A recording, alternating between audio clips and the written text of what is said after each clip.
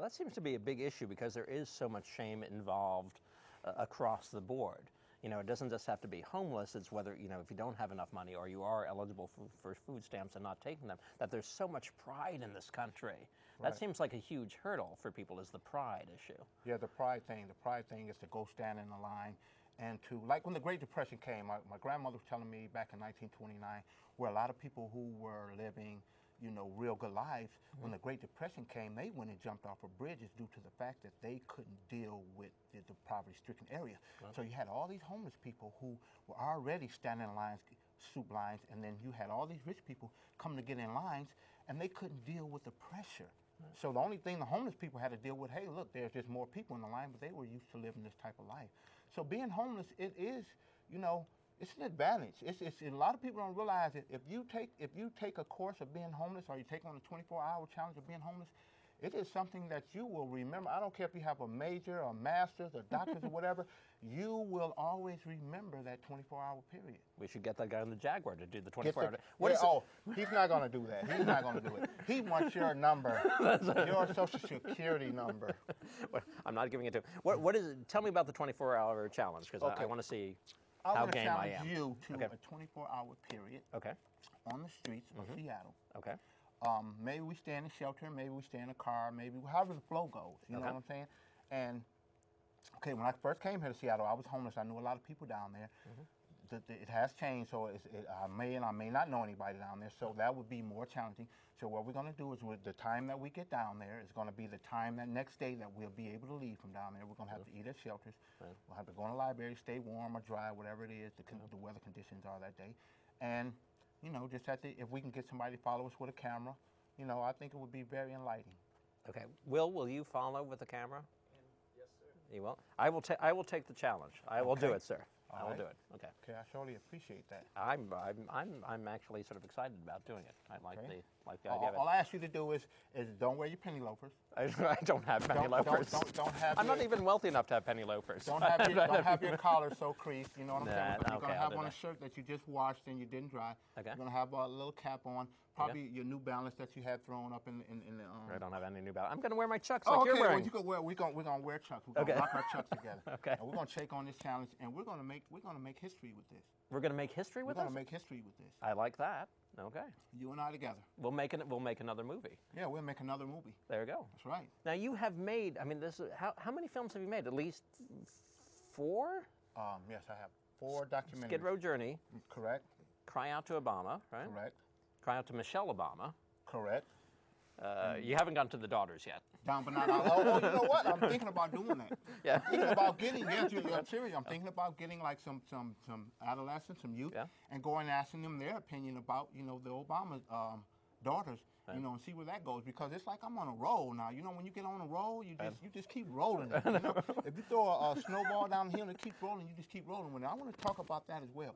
It used to be that when I first came on my documentary, Skid Row Journey, people were like, hey, this is about homelessness. Everybody had 2 houses, 2 cars, 2 husbands, 2 wives, 2 everything. You know what I'm saying? So then... You started in Utah, apparently. Oh, that's everywhere. They just don't talk about it. But, so I started doing that. Nobody wanted to hear about Eric Moseley. They're like, hey, look, who wants to hear about homelessness, right? So then when they started losing the cars, started losing the job, they started losing this and that, like, hey, where's this guy Eric Moseley? Come over here. We want to talk about homelessness now. And I'm like, why? Because we're homeless. I'm like, oh no, not you. So I mean, and I don't laugh at anybody who becomes homeless or anything. I try to educate people. I've been educating people like all the way from New York all the way over here. So yes, that's basically what it is. So what is, if you ask me the opinion of the Obama's daughters, I think fine. But what are you looking to find out from people? I'm not really going to do that. That's just I was thinking about doing it, but not. But if when the Michelle Obama documentary airs, and it does real good, then I might do something on that level. But in the documentary Cry Out to Obama, I asked Obama to invite me to the White House at the end, so I could show him the poverty-stricken areas of Washington, D.C. Right. I didn't get that invitation, but the documentary is about to air again on 9/11 of this next month, and then a Cry Out to Michelle I was talking to the program director. I haven't got the green light on that about that airing. I'm hoping that will air as well. And I'm hoping I get an invitation to the White House. So that's another invitation. So Let's if I do get the that. invitation to the White House, you're going with me. I'll go with you in a second. If you notice, I didn't ask him. I said, you're going to I the like White that. House. Okay. Oh, that's the way my girlfriend talks to me. Excellent. We are going to the White House. Yeah, sure.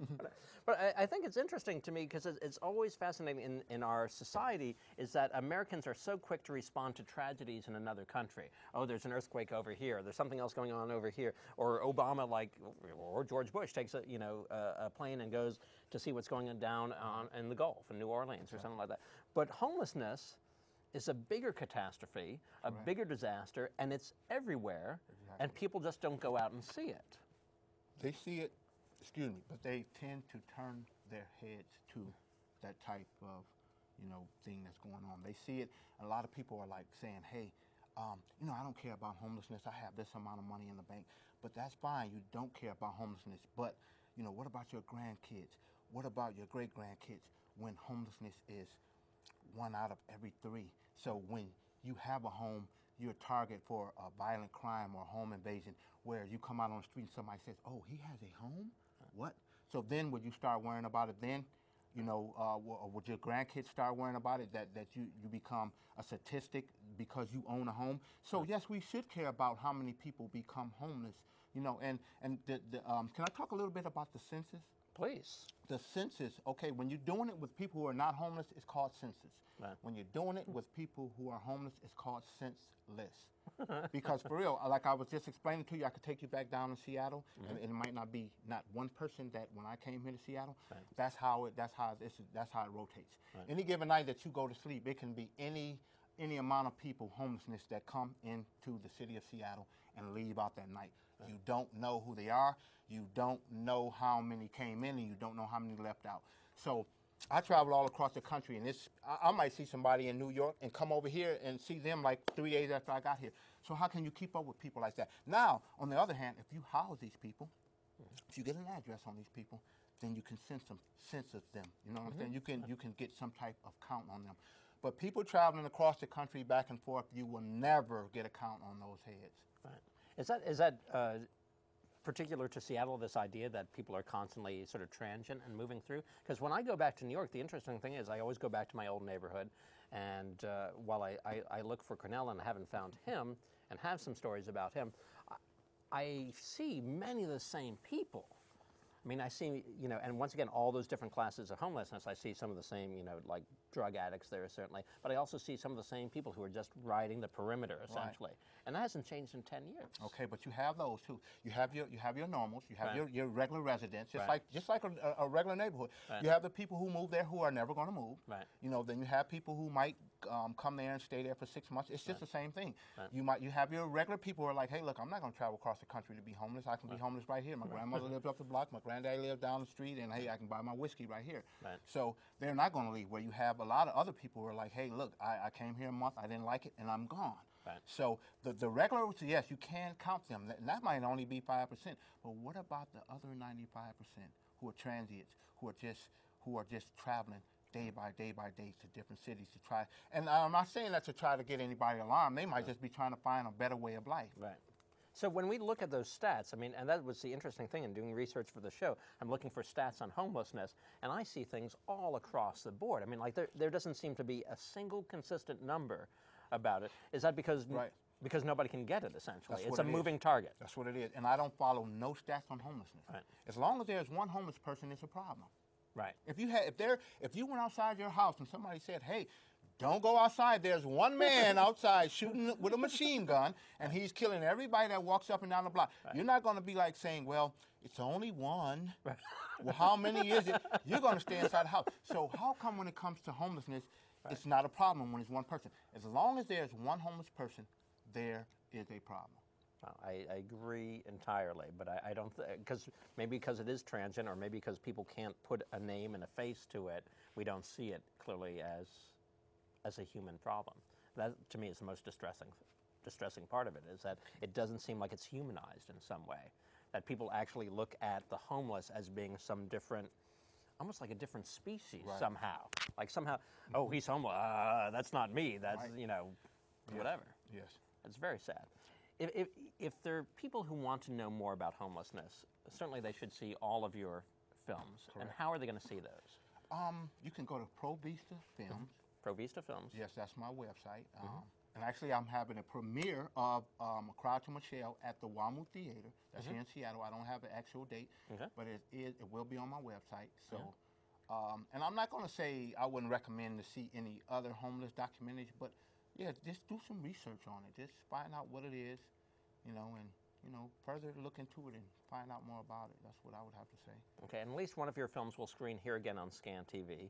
I was going to recommend, there are two films that I think are fascinating that look at it from different angles. There's a movie called Dark Days, which is about a homeless population in New York that actually is sort of a self-selected homeless population, which is living underground in a railroad tunnel and has been for years and has actually made it their own semi-homeless paradise. And then there's a great film, one of the best documentaries I've seen about homelessness, and it's really about runaway kids and kids who have been abandoned or abducted, that was shot here in Seattle in 1984 called Streetwise, which is still one of the most potent things. And when you look at it, and then you go up to Capitol Hill and you see the street kids there, you realize how little the problem has changed. Right. I mean, that's the amazing thing, is that you look at different issues in this country. AIDS changes and we do more things about that. You look at anything and we seem to respond to crisis, but homelessness is a crisis that nobody has ever taken the time to respond to. Exactly. So, Eric Protein Moseley, thank you. Thank you so much. Thank you. I look forward to the challenge. We're going to do that soon. Will is going to come out and at least videotape, if not go on the challenge with us. And we're going to be experiencing homelessness as it actually is. And maybe we'll do another show. Would you do that? Hey, fine. And then I'm going to the White House with you. Hey, that'll work. So that's three things. That's three things. Three things. You get that? Three things. Three things. So, somehow I feel like a better end of the deal. Like, I'm going to go to the White House with you? I'm Going to the tagging White along House. on that? Okay, Right. I'm happy to go on the street. That's I will three do. things now. That's good wine. Yeah, some good wine there. Thank you, Eric Protein Moseley. Thank you. Thanks for having me. Thank you, guys.